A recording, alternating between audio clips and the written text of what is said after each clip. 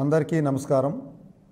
ఆహారము అవగాహన అనేటువంటి సందర్భంలో నీటిలో కరిగేటువంటి విటమిన్ల గురించి తెలుసుకుంటూ ఉన్నాం. ఈరోజు విటమిన్ B5 అనేటువంటి వైటమిన్కి సంబంధించిన అన్ని రకాల విషయాల్ని తెలుసుకోవడానికి ప్రయత్నం చేద్దాం. దీని యొక్క శాస్త్రీయ నామము ప్యాంటోథెనిక్ యాసిడ్ అని అంటారండి. ఈ విటమిన్ B5 అనేటువంటి విటమిన్ని మొట్టమొదట 1939 సంవత్సరంలో ఆర్జే విలియమ్స్ అనేటువంటి శాస్త్రవేత్త గారు ఈస్ట్ నుంచి దీన్ని వేరు చేయగలిగారు. ఆ తరువాత కాలంలో మెర్క్ అనేటువంటి శాస్త్రజ్ఞులు మరి వారి సహచరులు 1940 సంవత్సరంలో ఈ యొక్క విటమిన్ని బయట పదార్థాల ద్వారా తయారు చేయగలిగారు, అంటే సింథసిస్ చేయగలిగారు. అప్పుడు దీనికి ప్యాంటోథెనిక్ యాసిడ్ అనేటువంటి నామకరణం చేశారు. ఎందుకు అంటే ఈ విటమిను యూనివర్సల్గా అంటే ప్రపంచంలో ఉన్న అన్ని రకాల ఆహార పదార్థాలలో ఈ విటమిన్ ఉంటుంది. అలాగే ప్రతి మాంసాహారంలో తీసుకున్నా శాకాహారంలో తీసుకున్నా ఈ విటమిన్ సమృద్ధిగా ఉంటుంది. తర్వాత దీనికి మరొక లక్షణం ఏం చూశారంటే ఫిల్టరేట్ ఫ్యాక్టర్ అనేటువంటి అంశాన్ని కూడా చూశారు. అంటే దాని అర్థం ఏంటంటే మామూలుగా నీటిని ఫిల్టర్ చేసుకున్నప్పుడు ఈ విటమిన్లన్నీ ఆ ఫిల్టర్లో ఉన్న మన్ను తీసేసుకుంటుంది. కానీ ఈ విటమిన్ని ఆ మన్ను తీసుకోదు. అది మరలా ఆ మన్నులోంచి బయటికి వచ్చిన నీటిలో అంటే ఫిల్టరేట్ వాటర్ అంటారు, ఆ నీళ్ళల్లో ఈ యొక్క విటమిన్ కనిపిస్తుంది. కనుక శాస్త్రజ్ఞులు దీనికి ఫిల్టరేట్ ఫ్యాక్టర్ అనేటువంటి మరొక నామకరణం కూడా చేశారు. అలాగే ఇది ఎట్లా ఉంటుంది అంటే లేత పసుపు వర్ణంలో ఉండేటువంటి నూనెలాగా ఉండేటువంటి ద్రవ పదార్థం. ఇది నీటిలో తేలిగ్గా కరుగుతుంది. అందుకని నీటిలో కరిగేటువంటి విటమిన్స్ జాబితాలో దీన్ని ఉంచడం జరిగింది. దీని యొక్క ముఖ్యమైన పనులు ఏమిటి అని శాస్త్రజ్ఞులు పరిశీలించినప్పుడు ఎసిటైల్ CoA అనేటువంటి ఒక ప్రత్యేకమైన ఎంజైమ్ ఏగా మారి అనేక జీవరసాయన ప్రక్రియల్లో ఇది ఉపయోగపడుతుందని అప్పట్లో తెలుసుకున్నారు. తర్వాత ఈ విటమిన్ ఏదైతే ఈ ప్యాంటోథెనిక్ యాసిడ్ ఉందో కాల్షియం అనేటువంటి లవణము ద్వారా కలవటం ద్వారా అది కాల్షియం ప్యాంథోనేట్గా మారి ఆ కాల్షియం ప్యాంథోనేట్ అనేక రకాల జీవరసాయన ప్రక్రియల్లో ప్రముఖమైన పాత్ర వహిస్తూ ఉంది. ఆహారం ద్వారా తీసుకున్నటువంటి ఈ ప్యాంటోథెనిక్ యాసిడ్ చిన్న ప్రేగుల ద్వారా రక్తంలోకి శోషించబడుతుంది. అలాగే మరి ఏ ఆహార పదార్థాల్లో ఈ విటమిన్ బాగా లభ్యమవుతుంది అనేటువంటిది పరిశీలన చేసినప్పుడు సహజంగా అన్ని రకాలైనటువంటి శాకాహారాల్లో మాంసాహారాల్లో ఇది సమృద్ధిగానే ఉంటుంది అనేది ఒక జనరల్గా చెప్పే స్టేట్మెంటు. తర్వాత బాగా ఎక్కువగా లభించే ఆహార పదార్థాలకి తీసుకున్నప్పుడు బీఫ్ లివరు, పోర్క్ లివరు, అలాగే అంటే మాంసాహారాలు, అలాగే మూత్రపిండాలు, గుండె అంటే ఆర్గనెల్లో మీట్స్ అంటారు. ఈ మాంసాహారంలో ఆర్గన్స్గా ఉండేటువంటి ప్రతి దానిలో కూడా ఇది చాలా సమృద్ధిగా ఉంటుంది. అలాగే ఎగ్ యోక్ అంటే పసుపు సొనలో చాలా అధికంగా ఉంటుంది. అలాగే ఈస్ట్లో చాలా అధికంగా ఉంటుంది. ఇంకా వీట్ జర్మ్ అంటే చిన్న మొలకెత్తిన వాటిలో బాగా ఉంటుంది. రైస్ పాలిషింగ్ అనండి లేదా దాన్నే తవుడు బ్రాన్ అనండి, దీంట్లో ఆల్మోస్ట్ బి విటమిన్స్ అన్నీ కూడా ఉంటాయి. ఈ యొక్క ప్యాంటోథెనిక్ యాసిడ్ కూడా సమృద్ధిగా ఉంటుంది. అలాగే వేయించినటువంటి వేరుశనగ విత్తనాలు వీటిల్లో చాలా ఎక్కువగా ఈ ప్యాంటోథెనిక్ యాసిడ్ లభ్యమవుతూ ఉంటుంది. ఇంకా కాలీఫ్లవరు, సోయాబీన్సు, అలాగే స్వీట్ పొటాటో అంటే గెనుసుగడ్డలు అనేవాళ్ళు అవి, తర్వాత చిక్కుళ్ళు, అలాగే ఇతర మష్రూమ్స్ అంటే పొట్టకొక్కులు లేదా పుట్టగొడుగులు అంటారు, వీటిల్లో కూడా చాలా సమృద్ధిగా ఈ ప్యాంటోథెనిక్ యాసిడ్ లభ్యమవుతుంది. అలాగే అవకాడో అనేటువంటి పళ్ళు, గువా అంటే జామకాయలు, అలాగే అరటిపళ్ళు, ఇంకా గ్రేప్స్లో కూడా ఈ విటమిన్ సమృద్ధిగా దొరుకుతూ ఉంటుంది. ఇది కాక సింథటిక్ విటమిన్ కూడా దొరుకుతుందండి. ఈ సింథటిక్ విటమిన్ ట్యాబ్లెట్ ఫారంలోను ఇంజెక్షన్ ఫారంలోనూ ఉంటుంది. మరీ ముఖ్యమైనటువంటి అంశము కుడి ఎడంగా ఈ బి విటమిన్స్లో మెజారిటీని మన శరీరం లోపల పేగుల లోపల ఉండేటువంటి బ్యాక్టీరియా తయారు చేస్తుంది. కనుక ఆహారం ద్వారా ఎప్పుడైనా కొంత కొరత ఏర్పడినా కూడా ఈ బ్యాక్టీరియా తయారు చేసేటువంటి విటమిన్స్ మన శరీరానికి సరిపోయినంతగా మొత్తం మీద కావలసినంత మేరకు లభ్యమవుతూ ఉంటాయి. మరి ఎవరికి ఎంత కావాలి, ఏ వయసులో వారికి అనేటువంటి విషయంలో చిన్న పిల్లల్లో అయితే సుమారుగా అంటే 1 సంవత్సరం వరకు పిల్లల్లో 1 నుంచి 4 మిల్లీగ్రాములు ఒక రోజుకు కావాలి. అలాగే ఇంకా పెద్దవాళ్ళు అంటే 15 సంవత్సరాల లోపు వాళ్ళని తీసుకుంటే 5 మిల్లీగ్రాముల నుంచి 8 మిల్లీగ్రాములు ఒక రోజుకు అవసరం అవుతుంది. పెద్దవాళ్ళు అడల్ట్స్లోకి తీసుకుంటే 5 నుంచి 10 మిల్లీగ్రాములు.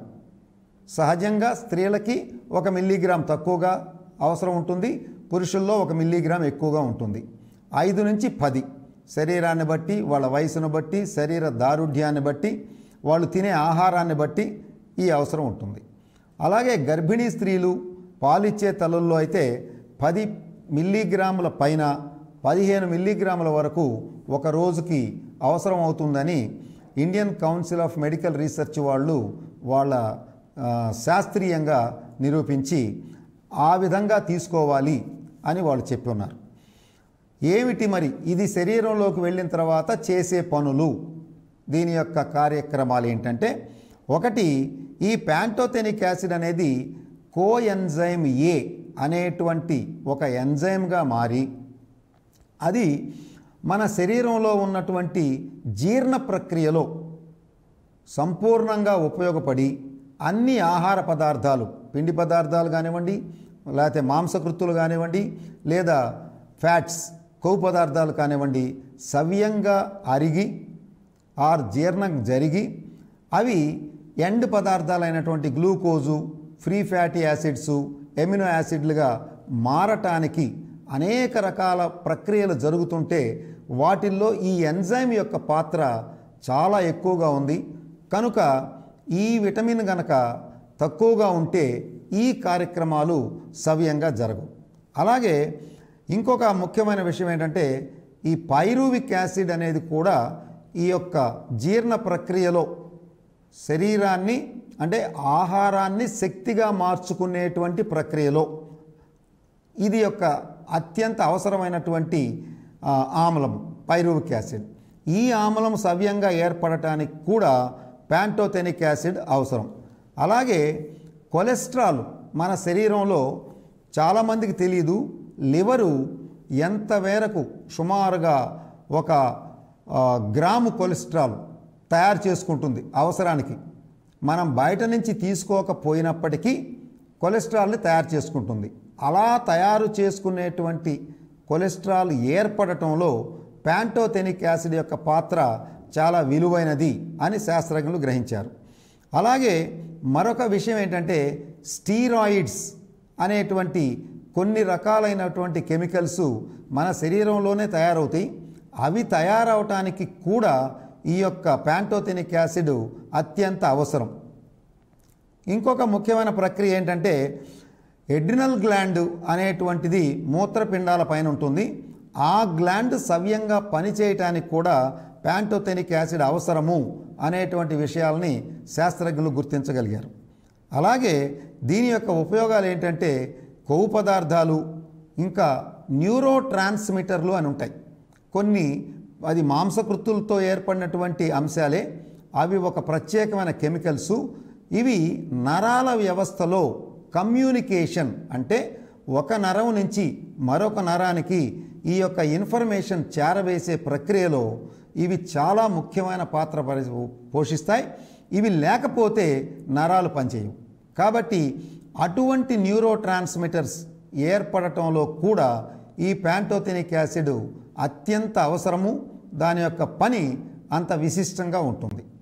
కనుక ఇటువంటి పనులన్నీ జరగటానికి ఈ ప్యాంటోథెనిక్ యాసిడ్ అవసరం కనుక దాన్ని సమృద్ధిగా మనం కావలసినంత మేరకు ఆహారంలో తీసుకోవటానికి తెలుసుకొని తీసుకుంటూ ఆరోగ్యాన్ని కాపాడుకోవాలి.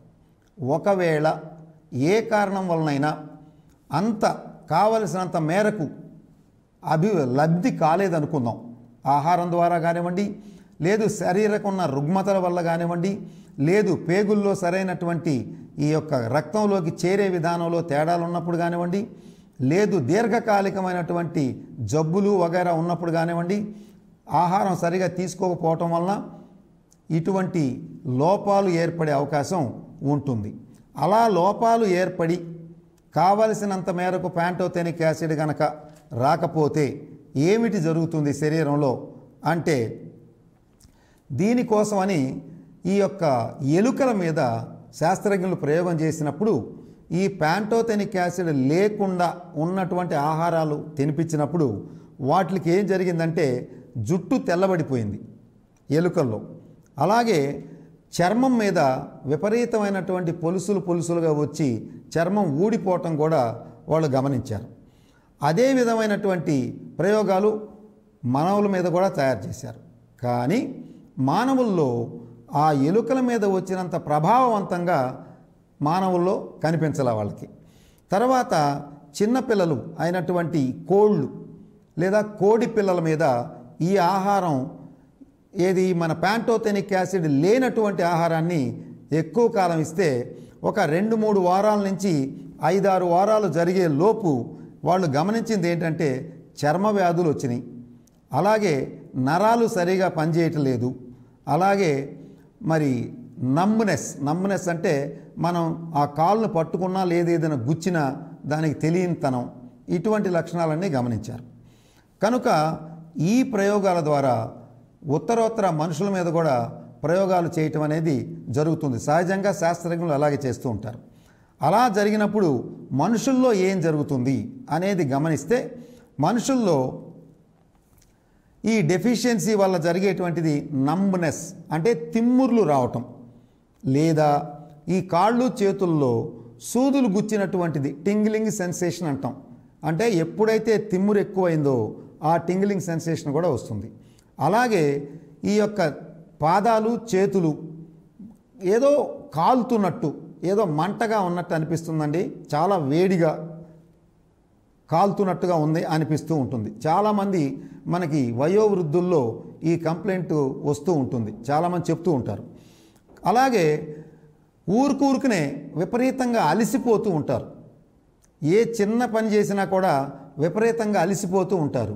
తర్వాత ఇరిటబుల్గా ఉంటారు, అంటే స్థిమితంగా ఉండరు మనుషులు, ఎక్కడో ఏదో ఆలోచనలో ఏదో కోల్పోయినట్లుగా ఉండి ఏది మాట్లాడినా కోపం వస్తూ ఉంటుంది. అలాగే అప్పుడప్పుడు వామిటింగ్ సెన్సేషన్ అంటే వాంతులు అయ్యేటువంటి లక్షణాలు కూడా, ఈ వాంతులు అవటానికి డైజెషన్ ప్రాసెస్ సరిగా కాక తద్వారా వాంతులకి దారితీస్తూ ఉండొచ్చు. తర్వాత దీంట్లో మరొకటి బర్నింగ్ ఫీట్ సిండ్రోమ్ అని ఒక శాస్త్రీయ నామంతో ఒక కార్యక్రమం, ఇందాక మనం అనుకున్నట్లుగా burning in hands and feet, దీనికి బర్నింగ్ సిండ్రోమ్ అనేటువంటి పేరు పెట్టి చెప్పారు. ఇది ఎప్పుడు గమనించారంటే రెండవ ప్రపంచ యుద్ధం అయిపోయిన తర్వాత జపాను బర్మాలో ఉన్నటువంటి వార్ ప్రిజనర్స్, అంటే మనం కొంతమందిని పట్టుకొని జైళ్ళల్లో పెడతారు యుద్ధాల్లో, అలా జైళ్ళల్లో పెట్టిన వాళ్ళల్లో ఈ లక్షణాన్ని కనిపించారు. చేతులు, అరికాళ్ళు, అరిచేతులు విపరీతమైన మంటలు రావటం, తట్టుకోలేకపోవటం, వాళ్ళు విపరీతంగా ఇబ్బంది పడటం, దీన్ని గమనించారు. అది గమనించిన తర్వాత ఏం చేశారంటే దీంతోపాటు కొంత మానసిక స్థితి, ఏ సమస్య ఉన్నా సహజంగా మనకున్న లక్షణం ఏంటంటే మన మనసు కొద్దిగా పెల్మెల్ అంటే ఆందోళనకు గురవుతూ ఉంటుంది. అలాగే నరాలకు సంబంధించినటువంటి సమస్యలు ఏర్పడుతూ ఉంటాయి. ఈ నరాల సమస్య మొదలవుతూనే లేదా కొంతకాలం ఏర్పడిన తర్వాతనే ఈ బర్నింగ్ ఫీట్ సిండ్రోమ్ వస్తుంది. కనుక ఆ తర్వాత ఫర్దర్గా నరాలు పనిచేసే విధానంలో మార్పులు రావటం అనేటువంటిది వచ్చింది. ఇవన్నీ కూడా వీళ్ళు పులిసిపోయినటువంటి మజ్జిగ, పులిసిపోయినటువంటి ఆహార పదార్థాలు, వీటిలో ఈస్ట్ ఎక్కువగా ఉంటుంది. కొద్దిగా పులిసినటువంటి బ్రెడ్ ఇటువంటి కొంతకాలం పెట్టేటప్పటికీ ఖచ్చితంగా వీళ్ళకి తగ్గిపోయింది. కనుక అలా తగ్గింది అనేటువంటి అంశాన్ని అనువుగా తీసుకొని ఈస్ట్లో చాలా విపరీతంగా ఈ విటమిన్ ఉంటుంది. అంటే ఫర్దర్గా వాళ్ళు దీంట్లో ఏమున్నది, ఏ పదార్థం కరెక్ట్గా ఈ బర్నింగ్ ఫీట్ సిండ్రోమ్ తగ్గించింది అనేటువంటి ఇంకా విస్తృతంగా పరిశోధనలు చేసిన తర్వాత వాళ్ళకి అర్థమైంది ఈ యొక్క విటమిన్ లోపం వల్లనే వీళ్ళకి ఈ బర్నింగ్ ఫీట్ సిండ్రోమ్ అనేటువంటి లక్షణం వచ్చింది అని తెలుసుకున్నారు. తర్వాత మన నేషనల్ ఇన్స్టిట్యూట్లో డాక్టర్ గోపాలన్ అనేటువంటి శాస్త్రజ్ఞులు 1946లోనే ఈ బర్నింగ్ ఫీట్ అనేటువంటిది వస్తుందని, దీనికి కాల్షియం ప్యాంథోనేట్ గనక కొంత మోతాదులో గనక వాడితే ఖచ్చితంగా తగ్గుతుందని ఈయన ప్రయోగపూర్వకంగా నిరూపించారు మన national institute of nutrition ICMR వాళ్ళు. కనుక ఈ బర్నింగ్ ఫీట్ సిండ్రోమ్ అనేటువంటిది ఏంటంటే కేవలం నరాల యొక్క బలహీనత వల్ల ఏర్పడవచ్చు. ఏది మన వైటమిన్ డెఫిషియన్సీ లేని వాళ్ళల్లో కూడా, 2 డయాబెటీస్ ఉన్న వాళ్ళల్లో కూడా, షుగర్ వ్యాధి ఉన్న వాళ్ళల్లో కూడా చాలామందిలో మీకు 4-5 సంవత్సరాలు షుగర్ వ్యాధితో బాధపడిన వాళ్ళందరూ ఈ కంప్లైంట్ కామన్గా చేస్తూ ఉన్నారు. ఈ బర్నింగ్ ఫీట్ సిండ్రోమ్, అరికాళ్ళు అరిచేతులు మంటలుగా ఉంటున్నాయండి, సూదులు గుచ్చుకున్నట్టుగా ఉంటున్నాయండి అనేటువంటి దాన్ని తెలియజేస్తున్నారు. కనుక వాళ్ళకు కూడా ఈ డెఫిషియన్సీ వల్లనే వస్తోంది అని తెలిసింది. మరి కొన్ని ప్రయోగాల్లో ఎలుకల్లో ఈ గ్రే అంటే తెల్లగా మారిన జుట్టు ప్యాంటోథెనిక్ యాసిడ్ వాడటం వలన మరలా నల్లగా మారటాన్ని గమనించిన శాస్త్రజ్ఞులు మనుషుల్లో కూడా ఈ అవకాశం ఉందా అని శాస్త్రీయంగా చాలా పరిశోధనలు చేసినప్పటికీ ఈ అవకాశం మనుషుల్లో లేదు అనేటువంటి అంశం కూడా తేలిపోయింది.